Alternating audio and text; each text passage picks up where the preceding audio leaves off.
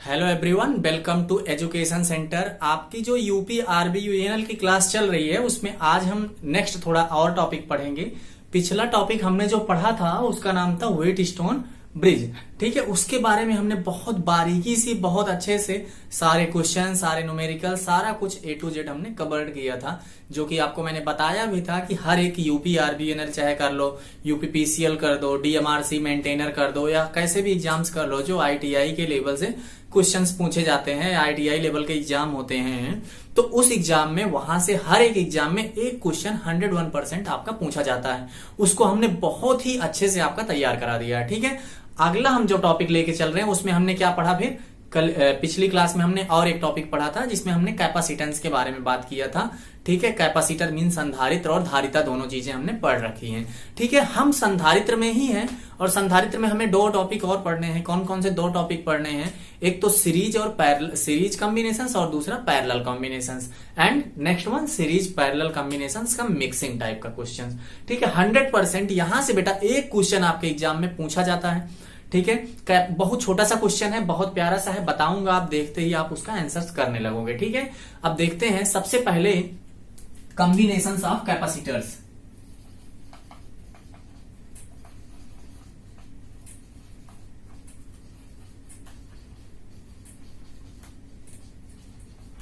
ठीक है, कॉम्बिनेशंस का मतलब होता है जो कैपेसिटर्स होते हैं, संधारित्रों का समूहन।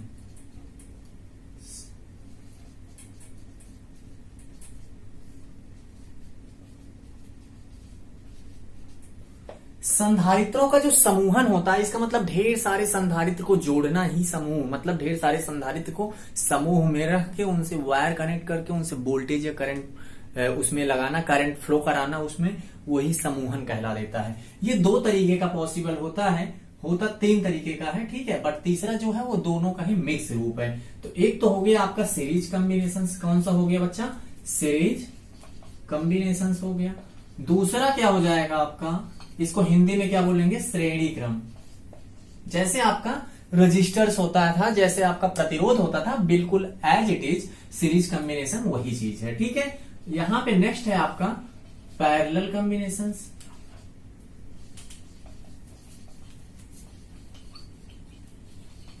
जिसको हिंदी में बोलोगे समांतर क्रम।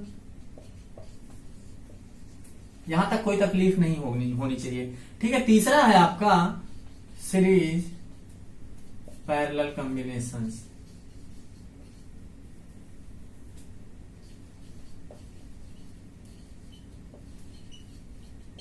इसको हिंदी में बोलते हैं मिश्रित या फिर श्रेणी और समांतर क्रम।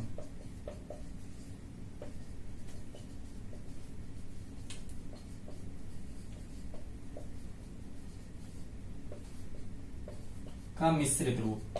ठीक है, मतलब दोनों का कॉम्बिनेशन एक साथ। तो ये हो गया आपका कैपेसिटर्स के समूहन की बात। कैपेसिटर्स का जो समूहन होता है बच्चों, बिल्कुल रेजिस्टेंस की ही तरह होता है। रेजिस्टेंस में जैसे श्रेणी क्रम में प्रतिरोध का जब श्रेणी क्रम करते थे तो उसमें क्या करती थी? करंट फ्लो करती थी। जो करंट फ्लो करती थी वो सब में रजिस्टर्स में सेम होती थी। एज यूजुअल यहां पे भी हम क्या करेंगे? सीरीज कॉम्बिनेशंस में वही करंट फ्लो कराएंगे। राइट, देखते हैं सबसे पहले हम क्या करते हैं, सीरीज कॉम्बिनेशंस की बात करते हैं।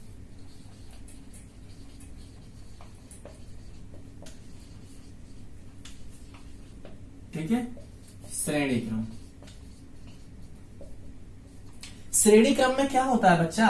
बिल्कुल सारे के सारे जो कैपेसिटर्स होते हैं वो क्या करते हैं, मान लो एक C1 है, C2 है, C3, मैंने तीन कैपेसिटर्स को एक वोल्टेज के साथ में जोड़ दिया है। ठीक है, एक वोल्टेज के साथ में हमने क्या कर दिया है? जोड़ दिया है। एक C1, एक C2, एक C3। इसमें जो करंट फ्लो हो जाएगी दोस्त, इसमें सेम करंट जाएगी। चाहे C1 की बात कर लूं मैं, C2 की बात कर लूं, C3 में क्या होगी? जो धारा होगी, धारा सभी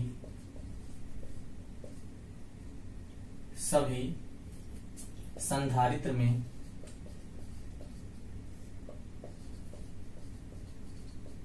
समान बहेगी। ठीक है, मतलब जो धारा फ्लो करेगी इसमें सेम होगी, बट सबका वोल्टेज क्या होगा? अलग होगा। ठीक है, सबका वोल्टेज जो हो सकता है वो अलग अलग पॉसिबिलिटीज हैं कि अलग अलग हो। एक ही केस में सेम हो सकता है जब ये C1 C2 C3 सब सेम हो। ठीक है, जब ये सेम होगा तो इस पे वोल्टेज भी सेम होगा। ठीक है, तो आपको 2 पॉइंट ध्यान रखना है। और जो तीसरा और इंपॉर्टेंट चीज है, थर्ड पॉइंट एंड इंपॉर्टेंट चीज यही है कि इसका जो इक्विवेलेंट, इसका तीनों का मिक्स करके एक कैपेसिटेंस की वैल्यू, एक संधारित्र क्या लगाएं जो तीनों की तरह, इसको तीनों को हटा के अगर हमें एक लगाना हो तो उसकी क्या वैल्यू होगी, कहने का मतलब ये। तो उसको बोलते हैं C इक्विवेलेंट या फिर टोटल, कुल, जिसे बोलेंगे कुल संधारित्र का मान। ठीक है, ऐसे भी क्वेश्चंस आपके यहाँ पूछा जाता है। तो बच्चों जब C इक्विवेलेंट निकालेंगे तो उसके लिए हम क्या करेंगे, C1/C इक्विवेलेंट बराबर 1/C1 plus 1/C2 plus 1/C3 ये यूज करेंगे। मतलब ये है कि जो प्रतिरोधों का हम यूज करते थे, जब प्रतिरोध में यूज करते थे, जो श्रेणी में यूज करते थे, वो इसमें पैरेलल समांतर में यूज करेंगे। उसका जो समांतर वाला रूल था वो यहाँ पे श्रेणी में काम करेगा, बट ये दोनों पॉइंट कॉमन रहेंगे दोनों के। ठीक है, तीसरा पॉइंट ही आपका डिफर हो जाएगा। तीसरा उसके समांतर की तरह काम करेगा और यहाँ पे जो रेजिस्टेंस का समांतर होता था, जो प्रतिरोध का समांतर का फंडा होता था, वो यहाँ पे सीरीज वाले में काम करेगा। ठीक है, इतनी सी बात आपको समझ में आ गई होगी। तो आपका श्रेणी क्रम में सिर्फ 3 पॉइंट मैं आपको सिखा रहा हूं जहां से आपके क्वेश्चंस बनते हैं, 3 के तीनों आपको ध्यान रखना है। ठीक है, ध्यान रखो। नेक्स्ट चलते हैं हम अगले टॉपिक में। अगला हमारा क्या पॉइंट है, हमारा है पैरेलल कॉम्बिनेशंस। ठीक है, क्या है, समांतर क्रम।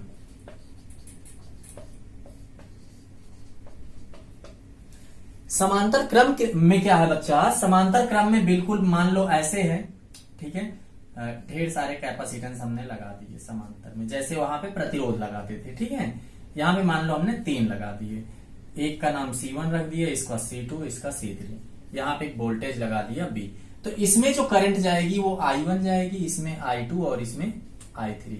तो पहला पॉइंट तो ये है कि जो धारा होगी वो अलग अलग जाएगी, अलग अलग होगी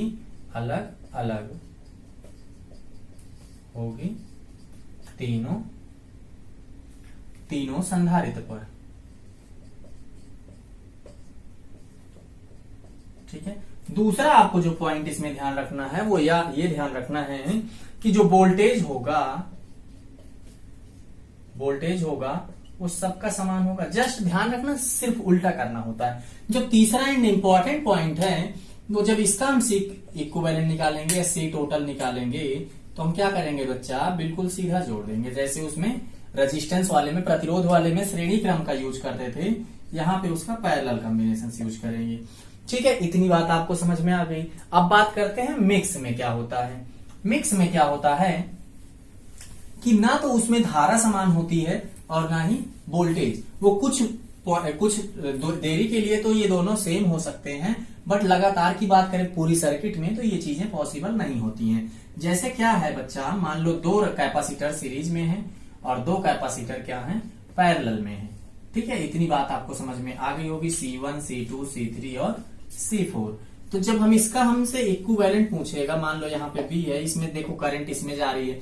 अब C1 और C2 क्या है आपस में, ये दोनों सीरीज में है, ये दोनों क्या है, श्रेणी में है, और ये दोनों क्या है, समांतर क्रम में है। बताओ हाँ या ना, बताओ, तेज से बताओ, जरा जोर से, घर वाले भी सुने कि हाँ बात सही है, समांतर है। ठीक है, तो श्रेणी और समांतर में है, इतनी बात समझ में आ गई। अब इनका अगर इक्विवेलेंट निकालेंगे तो इसका पैरेलल वाला रूल लगाएंगे, तो यहाँ पे लगाएंगे C3 प्लस C4 इन दोनों का, लेकिन यहाँ पे हम अलग करेंगे। अब यहाँ पे करने से पहले हम इसको देख लेते हैं, इन दोनों का जब मिक्स देखेंगे तो एक ये लगा है, एक ये लगा है, और तीसरा इन दोनों को हटा के एक लगा लो, यहाँ पे ऐसे आ जाएगा। ठीक है ना, यहाँ पे एक V लग गया, ये C1 हो गया, ये C2 हो गया, इसकी वैल्यू क्या हो गई, C3 प्लस C4। जब हम ऐसे क्वेश्चन को सॉल्व करेंगे बच्चों तो हम क्या करेंगे, 1/C इक्विवेलेंट बराबर, या C टोटल जो भी लिखते हो आप, 1/C1 plus 1/C2 plus 1/C3 plus C4। इस तरीके से हम इस क्वेश्चन को सॉल्व करेंगे। तो आई बात गई समझ में आपको, बहुत ही इजी कॉन्सेप्ट हमने बताया इन तीनों का। ठीक है, अब आपको मैं तीनों पे एक एक न्यूमेरिकल करके दिखा देता हूं और ये टॉपिक आपका फिर खत्म हो जाएगा। ठीक है, बहुत प्यारा सा टॉपिक है, एक क्वेश्चन देके जाएगा आपको हमेशा। ठीक है, 1 नंबर आपका प्रॉफिट में हो जाएगा अगर इतनी बात समझ में आ जाएगी आपको। ठीक है, तो लेते हैं एक प्यारा सा क्वेश्चन जो मन भर देगा आपका। ठीक है, देखो क्वेश्चन ये है, एक मान लो यहां पे हमने 3 लिखा है, 3 फैरड, यहां पे भी हमने 3 फैरड, यहां पे भी हमने 3 फैरड का एक कैपेसिटेंस लिया है। 3 के तीनों क्या है, सीरीज में है। 3 के तीनों क्या है, श्रेणी क्रम में। अरे बताओ भैया, जोर से बताओ, सी इक्विवेलेंट की वैल्यू क्या होगी। ठीक है, तो 1/C इक्विवेलेंट क्या होगा, 1/C1 plus 1/C2 plus 1/C3। जब 1/C इक्विवेलेंट आप निकालोगे तो 1/3 प्लस 1/3 प्लस 1/3। जब इसको देखोगे 3 एलसीएम ले लो, 1 प्लस 1 प्लस 1 आ गया 3/3, कट करोगे 1 फैरड। ठीक है, तो आपका जो 1 फैरड है ना, तो 1/C बराबर C इक्विवेलेंट बराबर 1, तो C इक्विवेलेंट बराबर क्या हो जाएगा 1, तो 1 फैरड आपका इसका आंसर हो जाएगा। ये मेथड नंबर 1 था। अब देखो दूसरे मेथड में क्या कर सकते थे हम। ठीक है बच्चों, बिल्कुल प्यारा सा ट्रिक बताता हूं आपको। ट्रिक ये है कि, लेकिन ये ट्रिक तभी फॉलो हो गई जब 3 के तीनों में वैल्यू वही रहे। जब कितने भी लगे हों लेकिन वैल्यू वही रहे, सब में वही वैल्यू रहे। जैसे 3 3 3, एक में 6 ना हुआ। तो जब 3 बार 3 है तो आप क्या करना, 3 किसी एक की वैल्यू ले लेना और जितने बार है वो आप सीधा नीचे लिख देना। 3 बार है, देखो आंसर आपका आ गया C इक्विवेलेंट सीधा सा। ठीक है, प्यारा सा क्वेश्चन लिख लो, इसी में ही बदल देता हूं मैं। इसमें 12 लिख देता हूं, इसमें 12 लिख देता हूं, इसमें 12 लिख देता हूं। इसका आंसर आप जल्दी से कमेंट बॉक्स में लिख के दो। जो आपको मैंने शॉर्ट ट्रिक बताई उससे क्या आएगा इसका आंसर, जरा आप बताओ क्या आएगा। देख के आपको ये समझ में आ रहा होगा, तीनों में तो सेम है। ठीक है, तो यहां पे क्या लिख दोगे, 12 किसी एक की वैल्यू ले लो और कितने हैं, 3 है, तो 3 से डिवाइड कर दो, आपका आंसर क्या आ गया 4 फैरड। ठीक है, देखो ये दोनों की क्वेश्चन आपके समझ में आया। लेकिन अब क्या करते हैं, हम एक बदल देते हैं। जैसे ही हम एक बदल देते हैं, ये लिख देते हैं कि हम 6। ठीक है, हम 6 लिखेंगे तो हम क्या कर सकते हैं, 1/C इक्विवेलेंट बराबर, आपको हमने बताया तीनों अब तो जोड़ना ही पड़ेगा भैया। ठीक है, क्या करना पड़ेगा, जोड़ना पड़ेगा, क्योंकि अब तो अलग हो गया। आप फिर से एलसीएम ले लोगे, यहाँ पे 1, यहाँ पे 1, यहाँ पे 2 आ जाएगा, ये हो जाएगा 4, ये हो जाएगा 12। इतनी बात आपको समझ में आ गई, हो जाएगा 4 3 12, 1/3। ठीक है, 1/C इक्विवेलेंट बराबर 1/3। तो उल्टा कर दोगे तो C इक्विवेलेंट बराबर कितना आ गया, C इक्विवेलेंट बराबर 3 फैरड की। ये बात आपको समझ में आ गई होगी। ये था मेथड नंबर 1। ठीक है, मेथड नंबर 2 की अगर हम बात कर लें इसी क्वेश्चन के लिए, तो मैं भी आपको फिर से उसी मेथड पे लेके चलूंगा, लेकिन अब की बात थोड़ा सा अलग करूंगा। अलग ये है कि कितने सेम वाले हैं, 2 हैं। तो इन दोनों को अगर हम हटा के कोई एक लगा दें तो हमारी सर्किट कुछ इस तरीके से हो जाएगी। ठीक है, ये हो जाएगी कि नहीं हो जाएगी। इन दोनों की जगह एक कैपेसिटेंस और इनकी जगह एक अलग से। तो इन दोनों में सेम है ना, 12 डिवाइडेड बाई कितने हैं, 2 हैं, तो इनकी वैल्यू 6 आ जाएगी। अब यहाँ पे देखोगे 6 ये, अब फिर से ये बराबर हो जाएंगे, तो 6 कितने हैं, 2 हैं, तो आपका देखो 3 आ गया कि नहीं, 3 फैरड आया कि नहीं। ठीक है, तो टाइप 2 वाला जो मेथड 2 है वो भी बहुत इजी है, आपको बस हैंडल करने आना चाहिए। ठीक है, तो आपका बहुत प्यारा सा तरीका हमने बता दिया, आपको 2 मेथड बता दिए सीरीज को, क्वेश्चंस को करने के लिए। ठीक है, लेकिन जब आपका सब अलग अलग हो तो आप क्या करना, कोशिश करना डायरेक्ट इस वाले मेथड से करो। ठीक है, नेक्स्ट टॉपिक जो आपका है उसमें है पैरेलल कॉम्बिनेशंस ऑफ कैपेसिटर्स। उसमें क्या करेंगे हम, समांतर क्रम से न्यूमेरिकल्स करने वाले हैं। ठीक है, बस न्यूमेरिकल, इससे ज्यादा टफ आपके यहाँ बिल्कुल नहीं पूछे जाएंगे। ठीक है, अब देखो जब ये मान लो समांतर में है, मान लो ऐसे 3 प्लेटें हैं,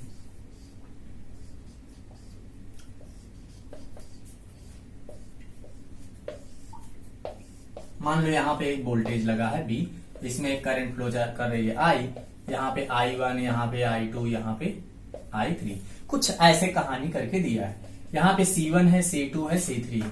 C1 की वैल्यू कितनी है, 1 फैरड है, C2 की वैल्यू 1 फैरड है, C3 की वैल्यू 1 फैरड है। जब तीनों की वैल्यू समान हो तो क्या करेंगे बच्चा, C इक्विवेलेंट इसका सीधा होता है C1 प्लस C2, जितने हो सब जोड़ दो आप, तो 1 प्लस 1 प्लस 1 कितना आ गया, 3 फैरड आ गया। बहुत प्यारा सा तरीका है, बहुत सिंपल सा तरीका है, इसमें कुछ करना ही नहीं है आपको। ठीक है, अब यहीं पे अगर वैल्यू बदल दे तो बच्चा क्या करना है, मान लो 1 पे 10 लिख दे, 1 पे 20 लिख दे, 1 पे 30 लिख दे, तब कोई दिक्कत नहीं है। C इक्विवेलेंट 10 प्लस 20 प्लस 30, ठीक है, ऐसे कितना आ जाएगा, 50 10 60 फैरड आ जाएगा। इतनी बात आपको समझ में आ गई होगी। ठीक है, तो ये था आपका पैरेलल वाले का तरीका। ठीक है, अगर कितना भी कुछ भी दे दे सीधा आप जोड़ लेना। ठीक है, जब समांतर में कैपेसिटर्स देगा तो आपको क्या करना, सीधा सीधा जोड़ के आंसर्स दे देने हैं। ठीक है, अब बात करते हैं बच्चा, जब सीरीज पैरेलल एक साथ दिया हो, जब सीरीज और पैरेलल एक साथ दिया हो, जैसे मान लो सीरीज यहाँ पे 3 दे दिया, 3 दे दिया, यहाँ पे ऐसे करके 3 दे दिया, यहाँ पे 1 दे दिया,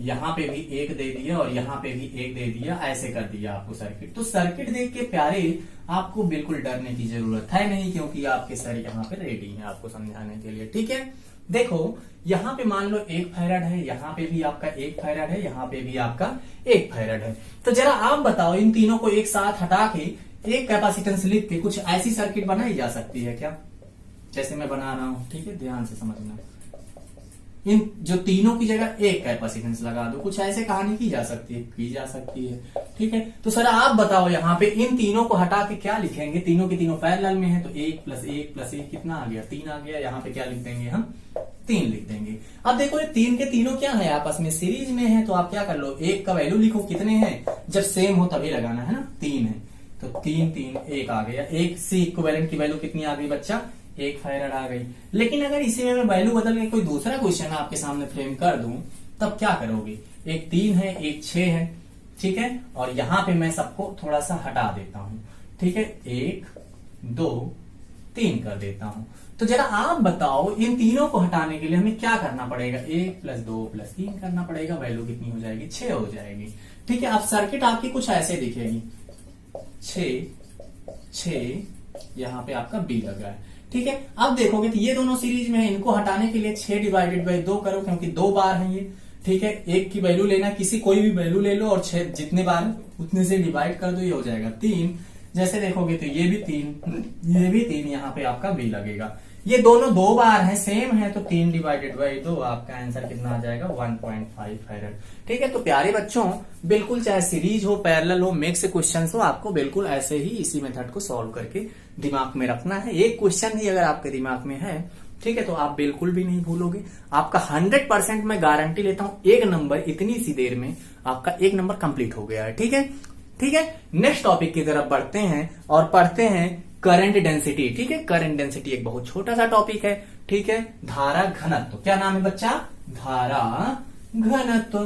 क्या है, बहुत छोटा सा टॉपिक है, देखते हैं क्या है ये।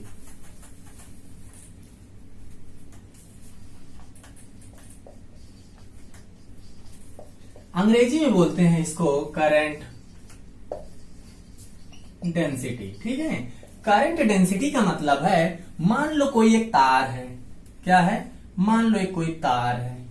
ठीक है, कुछ ऐसे है, इसमें क्या हो रहा है बच्चा, इसमें आ रही है करंट, क्या आ रही है इसमें, ऐसे धारा आ रही है, क्या आ रही है, धारा इसमें बह रही है। मान लो तार है तो तार में धारा बह रही है।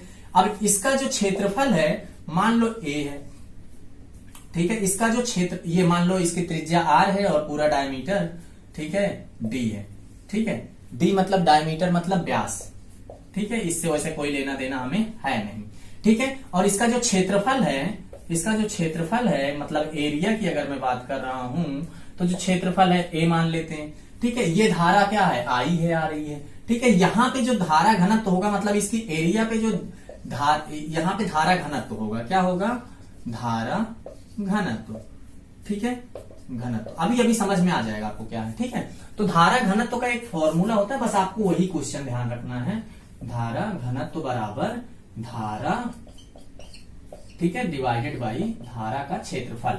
ठीक है, मींस इसको J से डिनोट करते हैं, इसको I से लिखते हैं और इसको A से लिखते हैं। आपको क्या बताना है प्यारे दोस्तों, J बराबर I/A, और J क्या है, आपका धारा घनत्व है। ठीक है, अब एक चीज बताओ मुझे, जो आपसे क्वेश्चन पूछी जाती है, मात्रा क्या होता है, ये कई बार आपसे क्वेश्चन पूछा गया है एग्जाम में। तो धारा घनत्व का मात्रा प्यारे आप बताओ, धारा का मात्रक क्या है, एम्पियर है। ठीक है, एम्पियर है। अब बताओ जरा क्षेत्रफल का मात्रक क्या है, मीटर स्क्वायर है। तो इसका मात्रक क्या हो जाएगा दोस्तों, एम्पियर पर मीटर स्क्वायर। ठीक है, तो एक चीज आपको ये ध्यान रखना है, एक ये ध्यान रखना है, एक सर्किट को थोड़ा सा ध्यान रखना है कि सर्किट में धारा करंट फ्लो कर रही है, इसके व्यास, इसका व्यास d है, इसका क्षेत्रफल a है, धारा घनत्व तो मान लो j है, क्या है, j है। ठीक है, ये सर्किट दिमाग में रखना, ये चीज ऐसे रखना। और अगर डेफिनेशंस पूछे आपको कि धारा घनत्व तो क्या है, तो लिख देना धारा और क्षेत्रफल के अनुपात को, धारा क्या बताओगे आप, धारा और क्षेत्रफल के अनुपात को धारा घनत्व कहते हैं। बताओ हाँ या ना, कहते हैं। ठीक है, इतनी बात समझ में है। अगर अंग्रेजी में लिखे तो it is the ratio of current and area. ठीक है, इतनी बात आपको समझ में आ गई होगी। और अगर मात्रक पूछे तो एम्पियर पर मीटर स्क्वायर ध्यान रखना है। ठीक है, एम्पियर पर मीटर स्क्वायर बताना है आपको। ठीक है, हिंदी में भी बोले तब भी एम्पियर पर मीटर स्क्वायर, और अंग्रेजी में बोले तब भी उर्दू में, फारसी में, एनी लैंग्वेज में आपको क्या बताना है बच्चा, ampere per metre square. Right, next topic की तरफ नहीं बढ़ेंगे। ठीक है, तो अब क्या करते हैं बच्चों, आज की क्लास को हम क्या करते हैं, यहीं पे खत्म करते हैं। ठीक है, नेक्स्ट क्लास में हम क्या करेंगे, एसी और डीसी समझेंगे। बहुत आराम से प्यार से चलना है। ठीक है, लॉकडाउन का समय है, आप क्या करना, बिल्कुल पढ़ाई को मत ब्रेक करना। ठीक है, क्योंकि लॉकडाउन खुलते ही कहानी कुछ नई होने वाली है। नई क्या होगी बच्चों, बैक टू बैक एग्जाम होंगे। ठीक है, क्या होंगे, बैक टू बैक एग्जाम होते जाएंगे। ठीक है, और पूरा आपका कैरियर उसी एग्जाम पे डिपेंड कर जाएगा। तो क्या करना है आपको, उस एग्जाम के लिए पहले से ही प्रिपेयर रखना है। ठीक है, कोरोना से भी थोड़ा सा सेफ रहो, थोड़ा सा नहीं मतलब पूरा ही कोरोना से सेफ रहो। लेकिन जब सेफ रहोगे तो करोगे क्या, तो पढ़ाई करते रहो, वीडियो देखते रहो, लाइक सब्सक्राइब शेयर करना बिल्कुल नहीं भूलना है आपको। ठीक है, ओके, मिलते हैं अगली क्लास में, तब तक के लिए बाय बाय, टाटा, थैंक यू।